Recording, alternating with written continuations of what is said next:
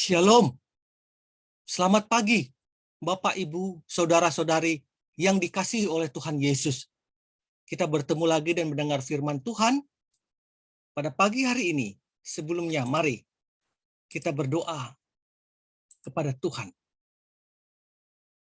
Mari Bapak Ibu kita bersatu dalam doa.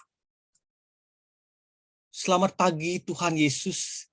Terima kasih Bapa, Engkau begitu baik dalam kehidupan kami. Di mana kami sering meninggalkan Tuhan, tetapi Tuhan tetap setia. Tuhan tetap mengasihi kami. Terima kasih Bapa. Hari ini Kau telah memberikan hari yang baru buat kehidupan kami. Di mana kami mau memulai hari yang baru ini. Kami merasakan Tuhan kasih sayang-Mu dan penyertaan-Mu selalu baru. Terlebih di hari ini juga. Terima kasih Tuhan atas anugerah hari yang baru ini. Untuk itu Bapak, kami mengundang Kau masuk ke dalam hati kami. Berbicara seluas-luasnya dalam hati kami di pagi hari ini. Agar firman-Mu itu menjadi rema kekuatan dalam kami melangkah di pagi, siang, hingga nanti malam. Di dalam nama Tuhan Yesus Kristus kami telah berdoa. Amin. Baik, Bapak Ibu yang dikasihi Tuhan, firman Tuhan pada pagi hari ini diambil dengan judul Aku Percaya Tuhan. Aku percaya Tuhan. Landasan firman Yohanes 9 ayat 35 sampai ayat 39. Saya akan bacakan Yohanes 9 ayat 35 sampai ayat 39. Yesus mendengar bahwa ia telah diusir keluar oleh mereka. Kemudian ia bertemu dengan dia dan berkata, "Percayakah engkau kepada Anak Manusia?" Jawabnya, "Siapakah dia, Tuhan? Supaya aku percaya kepadanya." Kata Yesus kepadanya, "Engkau bukan saja melihat dia, tetapi dia yang sedang berkata-kata dengan engkau, dialah itu." Katanya, "Aku percaya Tuhan." Lalu ia sujud menyembahnya. Kata Yesus, "Aku datang ke dalam dunia untuk menghakimi, supaya barang siapa yang tidak melihat dapat melihat, dan supaya barang siapa yang dapat melihat menjadi buta." Demikianlah firman Tuhan. Bapak Ibu, firman ini adalah dialog Yesus dengan orang buta yang disembuhkan, orang yang buta sejak lahir. Orang ini awalnya setelah dia disembuhkan Tuhan pada hari Sabat, dioleskan oleh dari tanah liat kepada matanya dan dia bisa melihat. Dia percaya bahwa awalnya Yesus hanya sebagai seorang nabi saja. Kemudian kepercayaannya itu terus berubah dan akhirnya dia menyatakan bahwa Yesus itu adalah Tuhannya.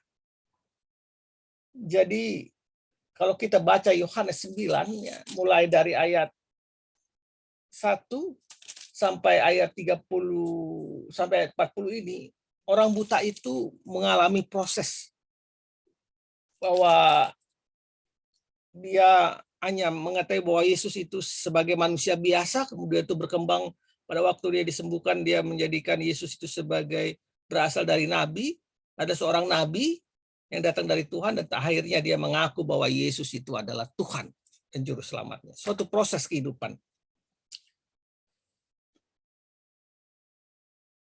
Momen yang paling mengembirakan atau yang membuat sukacita di dalam kehidupan seseorang adalah ketika dia percaya dan menerima Yesus di dalam hidupnya. Kegembiraan atau sukacita itu bukan hanya milik orang itu sendiri, tetapi juga menjadi milik orang percaya lainnya.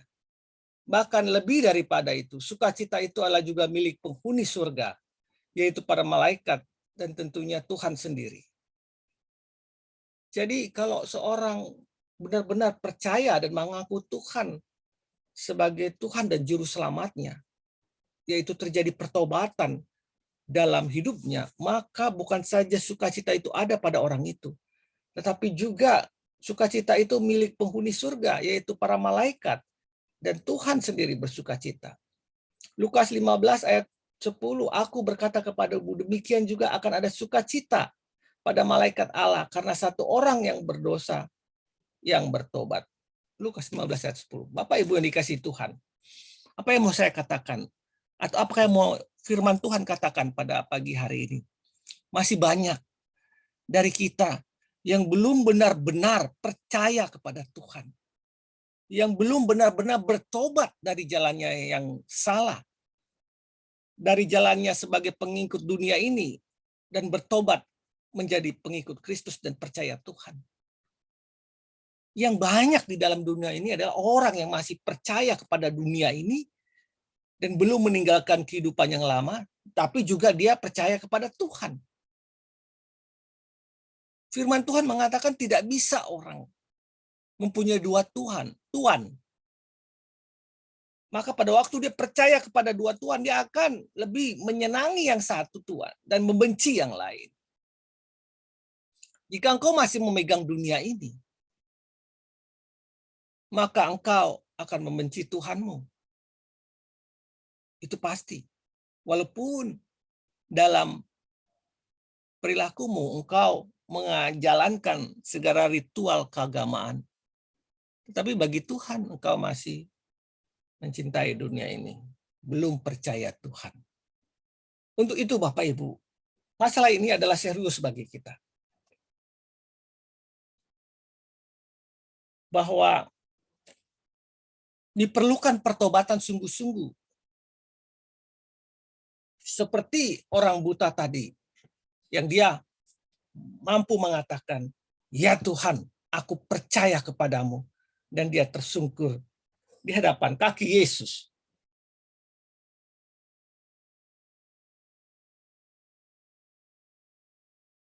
Jangan kita sampai seperti orang Yahudi. Orang Yahudi masih terus menantikan Mesias. Dia masih tidak percaya bahwa Yesus itu adalah Tuhan dan Mesias.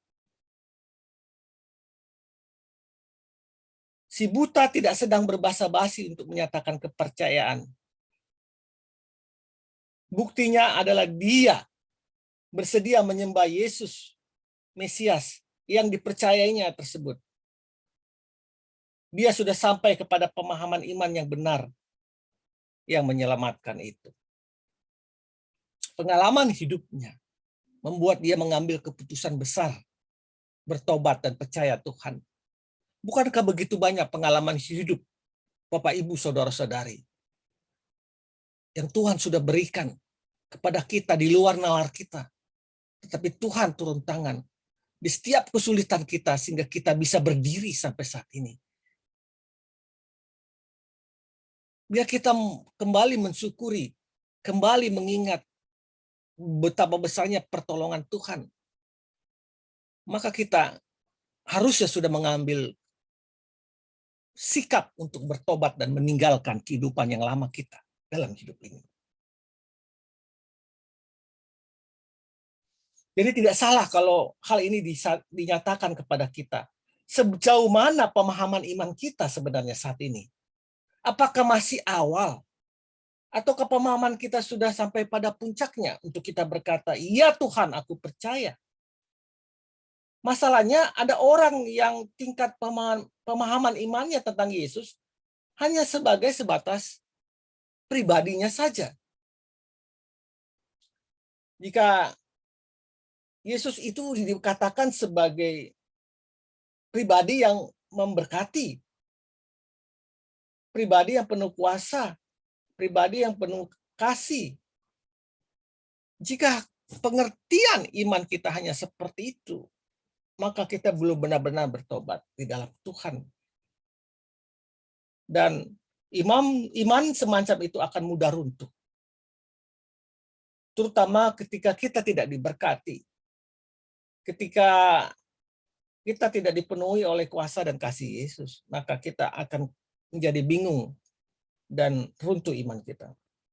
Iman yang tidak akan runtuh sekalipun adalah iman yang benar, yaitu percaya dalam situasi apapun, dalam suka duka. Dia percaya bahwa Tuhan adalah Tuhan dan Juru Selamat dalam hidupnya. Bapak Ibu dikasih Tuhan. Roma 12 ayat 12. Pernyataan iman adalah bersukacitalah dalam pengharapan. Bersabarlah dalam kesesakan dan bertekunlah dalam doa. Bersukacita dalam pengharapan, walaupun belum terlihat dalam hidup kita, tapi kita punya pengharapan di dalam Tuhan bahwa para siapa yang percaya kepada Tuhan akan memperoleh hidup yang kekal bersama Tuhan. Percaya bahwa Tuhan tidak pernah meninggalkan kita. Bersukacita dalam pengharapan, bersabarlah dalam kesusahan atau kesusahan. Walaupun dalam kesulitan hidup, kita tetap yakin dan percaya bahwa Tuhan akan menjaga kita. Kita tetap bersabar dan kita tetap terus dalam doa. Apapun kehidupan kita naik turun, suka duka, bersukacita, berpengharapan dan berdoa. Itu adalah iman yang benar di hadapan Tuhan. Dan kita boleh mengatakan, ya Tuhan, aku percaya kepadamu.